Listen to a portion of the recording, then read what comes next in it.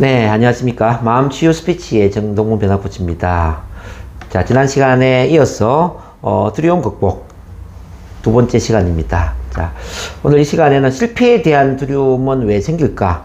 이 실패에 대한 두려움의 어떤 본질 또는 원인에 대해서 같이 한번 파헤쳐 볼까 싶습니다. 아마 여러분들 이런 경우들이 있을 겁니다. 자, 새로운 사람들을 만날 때 뭔가 좀 불편하고요. 또는 많은 사람들 모였을 때 말하는 게 좀 불편하고, 무대 공포증, 또는 대인 공포증, 자, 이런 두려움들을 많이 느끼고 있을 텐데요. 영업 같은 경우는 또 이런 경우 있을 수 있죠. 영업 같은 경우는 낯선 사람, 개척 영업을 할 때 좀 두렵고, 낯선 사무실 들어가서 어떤 제품을 전달하거나 사업 아이템을 소개할 때 부담스럽고 불편해서 들어가기가 쉽지 않는 그런 경우 많이 해보시나요? 그런 것들이 다 이제 실패에 대한 두려움에서 나옵니다. 자, 그럼 이 실패에 대한 두려움은 왜 생겨나냐를 지금부터 한번 쭉 보는데요. 원래 아기는 태어날 때 두려움과 금기사항을 몰라요. 원래 아기는 두려움도 없이 그냥 태어난다는 이야기입니다. 그 이야기는 뭐냐면은 태어난 이후에 두려움을 학습했다는 이야기죠. 자, 아기는 금기사항도 몰라요. 무슨 이야기냐면은 아기는 기저귀에 똥을 싸도 당당합니다. 그쵸? 기저귀에 똥을 싸도 당당합니다. 그릇을 엎지르고, 이렇게 김치에 또는 손을 대고, 밥에 손을 대지만, 창피한 걸 모르죠. 아기는 해서는 안 되는 일을 모른다, 이 말이죠. 원래 아기는 그래요. 근데 그런 아기가 두려움을 학습을 하게 돼요. 어떻게 학습을 하느냐? 자, 1번.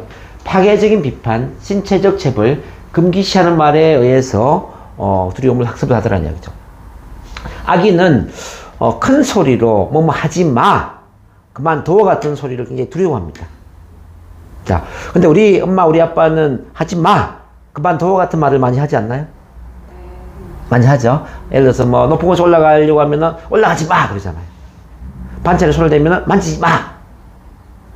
자, 또는 위험한 물건에 손을 대려면은 그만둬, 만지지 마, 이렇게 하지 않아요? 이제 이 부모 마음은 이제 아기를 보호하기 위해서 하지 마, 그만둬와 같은 금지시하는 말을 하는데, 근데 이제 아기한테는 요게 이제 굉장히 큰 마음의 충격이 되는 거죠.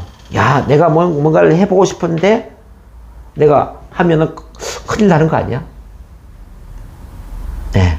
이렇게 이제 마음에 굉장히 큰 어떤 충격적인 억압을 느낄 수가 있다는 겁니다. 이제 이 그만둬 하지 마와 같은 말이 신체적 체벌과 연결될 때는 훨씬 더 충격적인 두려움이 될 수가 있죠. 예를 들어서 이제 어릴 때 우리가 말썽을 부리고 부모가 하지 말라는 행동을 했을 때 엉덩이를 때리거나 또는 회초리를 때리거나 그렇게 할 수 있잖아요. 엄마 아빠가. 그러면은 마음에 큰 충격을 받는 거죠. 야, 내가 이렇게 다시 한 번 더 이렇게 한다면은 정말 큰일 나겠네. 네. 요게 이제 어른이 되면 뭐냐면요, 바로 새로운 것에 대한 두려움으로 연결되는 겁니다. 자, 어릴 때 우리 부모님들이 이렇게 얘기하잖아요. 낯선 사람이 떡을 주거나 돈을 주면은 절대 받지 마 그러잖아요. 낯선 사람이 손잡고 어디 가자고 그러면 절대 따라가면 안 돼. 자, 이런 이야기를 듣다 보면 우리 마음 안에 뭐가 생기죠? 낯선 사람은 두려운 존재다. 새로운 사람은 두려운 존재다. 이런 느낌 들지 않아요? 새로운 일은 두렵다. 항상 과거부터 반복했던 것은 편안하지만 새롭게 도전하는 것, 새롭게 만나는 사람, 새로운 환경, 이런 건 다 두렵게 느껴지는 거죠. 그게 어릴 때부터 계속 학습이 되는 거죠, 학습이. 그래서 어른이 되면은, 낯선 곳에 가서, 낯선 일을 한다든지, 또는 새로운 사람들이 많이 모여있는 그런 장소에서 이야기를 한다든지, 그러면은 왠지 모르게 가슴이 뛰고, 긴장되고, 불안하고, 두려움을 느낀다 말이죠. 자, 이 이제 파괴적 비판, 체벌, 금기시하는 말이, 좀 더 심할 경우는 어떻게 되냐면요. 이제 엄마, 아빠가 부부싸움을 하는 경우가 있어요. 특히 우리 아버지 같은 경우에는 옛날에 술을 많이 드시고 집에 오면 술주정을 많이 부리죠. 물건 집어 던지고 또는 엄마를 때리고 그리고 큰 소리로 막 꾸지람하고 그런 아버지 많이 있죠. 아마 한 50% 이상은 그런 가정 문화에서 자라지 않았나 싶습니다. 옛날 우리 아버지들이 그런 부정적인 행동을 많이 했던 것 같아요. 저희 아버지도 그랬거든요. 그러니까 부모님이 부모 교육을 받지 않고 부모가 돼서 그런 거예요. 자, 이렇게 이제 술주정 부리는 아버지도 문제지만은 또 이제 엄마 아버지가 부부싸움을 하잖아요. 부부싸움 큰 소리로 막 이렇게 뭐 쉽게 말하면 쌍시오자 욕을 하고, 심할 경우에는 엄마가 집을 나가고, 더 심할 경우는 엄마 아빠가 또 이혼을 하고, 이렇게 편부모 밑에서 자라는 경우도 있죠. 이게 다 보면 이제 두려움이 되는 겁니다. 이제 이런 것들이 억압이 되고요. 억압은 실패에 대한 두려움으로 연결되더라. 그래서 내한테 실패에 대한 두려움이 있는지 없는지를 확인해 보기 위해서는 자, 이렇게 한번 점검해 보면 돼요. 자, 우리 엄마 아빠가 어릴 때부터 하지 마, 그만둬 같은 말을 많이 했는지, 아버지가 술주정을 많이 부렸는지, 권위적이고 좀 과부장적인 아버지였는지, 그리고 엄마 아빠가 부부싸움을 많이 했는지, 그러면서 집안 분위기가 조금 좀 딱딱하고 부담스럽고 권위적이고 왠지 모르게 엄마 아빠 앞에서는 실수하면 안 될 것 같고 그런 느낌이 강했는지 그걸 한번 따져보시라는 거죠. 그럼 여러분들 마음에는 억압이 있는 거예요. 그 억압이 지금 실패에 대한 두려움으로 연결되어 있다 이 말이죠. 오케이? 자, 이번엔 두 번째로 보겠습니다. 자, 충격적인 실패 경험 시작. 충격적인 실패 경험. 뭐 지금 나이가 들어서 생각해 보면은 뭐 전혀 충격적인 경험이 아닐 수도 있는데 우리 만 18세 이전에 우리 자아는 굉장히 연약합니다. 만 18세 이전에. 그러니까 작은 충격에도 쉽게 상처를 받는다는 뜻입니다. 뭐 예를 들어서 뭐 음악 시간에 노래를 부르다가 긴장하고 떨어서 노래를 못 부를 수도 있잖아요. 자, 옛날에 이런 분이 한번 오셨어요. 지금은 한 70대 할아버지가 되어 있을 것 같은데 매주 대전에서 올라오셨어요. 대전에서. 이분은 이제 공직 생활을 하다가 공직 생활에서 은퇴를 하시고 뭔가 좀 강의도 해보고 이렇게 노후 대비를 위해서 좀 해보고 싶은데 사람들 앞에 있으면 긴장되고 떨려서 말이 안 나오는 겁니다. 근데 왜 그런가 쭉 보니까요. 초등학교 2학년 때 소풍을 갔는데 소풍을 가면은 노래를 시키잖아요. 돌아가면서 노래를 다 시키는데 요즘은 노래방 기계가 있지만 옛날에 노래방 기계가 없었잖아요.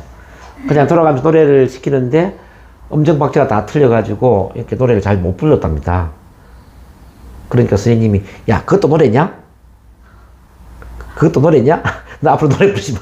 이렇게 공개적으로 핀잔을 줬다는 거죠.